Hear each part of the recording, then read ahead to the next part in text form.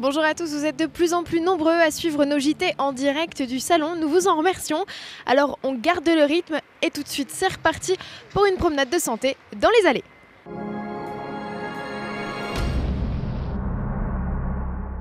Au programme de ce JT, la présentation d'une compacte, la Toyota Auris, et de deux citadines, dont une électrique, la Renault Zoé. Elle aussi est branchée et pourtant ne roule pas à l'électricité. Elle, c'est l'Opel Adam, une citadine à la pointe de la mode, comme nous l'explique Malcolm Ward, le responsable du design extérieur. Pour nous, c'était vraiment important que son style devienne une véritable référence et qu'elle ne se démode pas rapidement.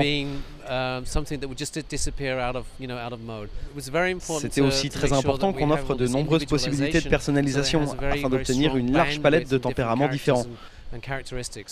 Nous avons fait très attention à ce qu'elle ait un caractère propre, en gardant toutefois son appartenance à la famille Opel.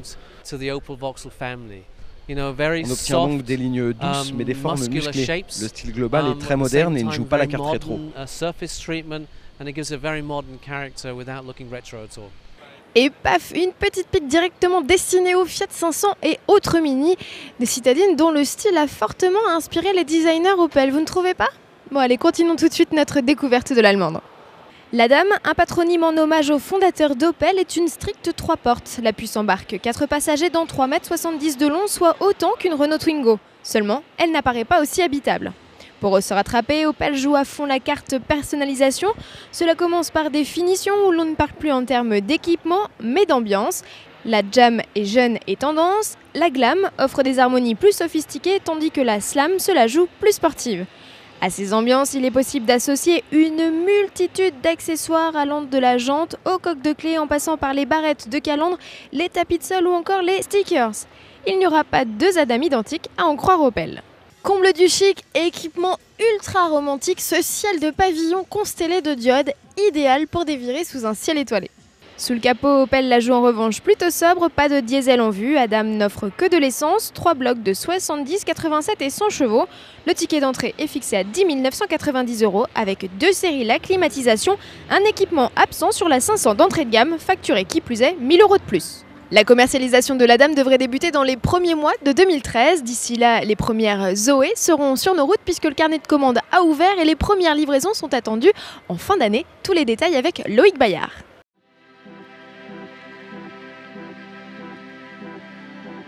Cette fois, c'est la bonne. La Renault Zoé avait déjà été présentée lors du Salon de Genève en mars dernier, mais c'est aujourd'hui au Mondial de Paris que s'effectue son lancement commercial effectif. Renault va donc enfin prendre les commandes pour celle qui devra faire office de symbole de la voiture électrique en France, et les premières livraisons auront lieu avant la fin de l'année. Avec ce qu'a misé Renault sur l'électrique, inutile de préciser que la Zoé va être observée de très près et que son lancement sera crucial. Alors, que propose la Renault ? Elle est tout d'abord la première électrique de grande série à annoncer une autonomie de 210 km. Réaliste, Renault précise que cette portée diminuera à 150 ou 100 km sur les trajets périurbains en fonction du climat. Sobre, moderne et plutôt réussi, l'habitacle sera centré autour du système AirLink, sorte de tablette tactile regroupant la musique, la climatisation, les informations sur la batterie, mais aussi le GPS et des applications comme le Coyote. L'entrée de gamme sera commercialisée 13 700 € une fois le bonus écologique déduit, et les versions haut de gamme Zen ou Intense, ajoutant des équipements spécifiques, feront grimper la facture de 2000 €. La facture s'alourdira ensuite une nouvelle fois avec la location des batteries à partir de 79 € par mois pour 12 500 km annuels sur 36 mois. La Peugeot Ion, la Citroën C0 ou encore la Mitsubishi Mièvre n'ont qu'à bien se tenir puisque la concurrence déboule en force sur le segment des citadines électriques. Mais quid des clients? Sont-ils prêts à craquer pour ce type de voiture? Notre journaliste Cyril Biotto vous a posé la question. J'attendrai un petit peu que ça se généralise, mais clairement quand on passe dans les stands aujourd'hui on se rend compte qu'il y a vraiment une révolution électrique qui est en marche chez tous les constructeurs et je pense qu'on va dans le bon sens, mais aujourd'hui, il y a encore quelques incertitudes selon moi. Le client, je ne sais pas, mais convaincu certainement. En tout cas, moi j'ai essayé Autolib à Paris et en termes d'agrément de conduite, l'électrique, c'est au-delà de l'aspect pollution des moteurs thermiques, l'agrément de conduite est sensiblement différent. C'est très agréable à conduire. Donc simplement pour un pur point de vue agrément, je trouve ça mieux que le thermique déjà. Il reste le problème de l'autonomie. Est-ce qu'au-delà de ça, on aura de quoi faire 1000 km sans sans s'inquiéter. Je suis peut-être pas rassurée par son autonomie, si je pars avec les enfants, je ne sais pas où je vais pouvoir la recharger. Par rapport à une machine à laver, je ne sais pas le coût réel après de consommation de ce type de véhicule. Parce que vraiment elle est grande, elle me paraît spacieuse, elle a une belle ligne. C'est l'heure de l'interview RTL Auto Plus du jour. Nous parlions de véhicules électriques, restons dans le thème. Christophe Bourroux et Laurent Capello, Pasto Grill, aujourd'hui Béatrice Fouché, directeur du programme véhicules électriques de Renault. Béatrice Fouché, vous présentez la Zoé version définitive. Alors c'est quoi? C'est de la com parce qu'en fait les voitures électriques, on n'en vend pas en France. Il n'y a pas à s'en vendre, pas une. Non, alors vous avez tort de dire qu'on n'en vend pas, hein. C'est de la pure provocation. Non, on vend des voitures électriques. On a vendu pas mal de Twizy, 7500 Twizy. On a vendu pas mal de Kangoo. Je vous rappelle qu'on a eu quand même un gros contrat avec la Poste. Donc on en vend. Vous avez mal mis vos lunettes. Alors Zoé, justement, ça va être la première vraie voiture électrique, en tout cas la voiture électrique grand public, à un prix normal. Est-ce que ça, vous pouvez nous le confirmer, que le prix de la Zoé, ça va être un prix de voiture normale et pas une voiture hors de prix?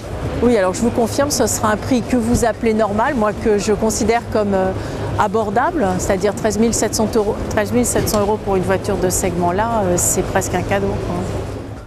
Retrouvez l'intégralité de cette interview sur les sites rtl.fr et autoplus.fr dès 18h. Terminons ce JT par une compacte future star en devenir dans la gamme Toyota, c'est l'Auris, une présentation signée Jean-Louis Moncet. Rififi en prévision chez les citadines compactes. Toyota est bien décidé à ne plus céder de terrain à ses concurrents. Pour ce faire, le constructeur présente au Mondial de l'automobile la deuxième génération de l'Auris. La berline gagne enfin en personnalité avec une face avant remaniée, une poupe inédite et des traits globalement plus marqués. L'Auris gagne 3 cm en longueur et en perd 5 en hauteur. Plus profilée, elle devrait réduire sa consommation. Toyota n'en oublie pas pour autant ses passagers qui profitent de 2 petits centimètres supplémentaires au genou et 9 dans le coffre. C'est 10 litres de gagné. Un volume de 360 litres dont profitent aussi les versions hybrides. Désormais, leurs batteries ont été déplacées sous les sièges arrière. Sous le capot, aux côtés de la motorisation hybride, Toyota reprend son catalogue de blocs diesel. 2 niveaux de puissance, 90 et 126 chevaux sont proposés. En 100% essence, l'offre se limite dorénavant au 1,3 litre de 100 chevaux. La Toyota Auris sera commercialisée dès le mois de janvier 2013. Les tarifs n'ont pas été encore communiqués. N'oubliez pas, ce jeudi, c'est la Nocturne, la première du salon. De nombreuses animations sont organisées, dont un concert live chez Citroën dès 19h. À demain.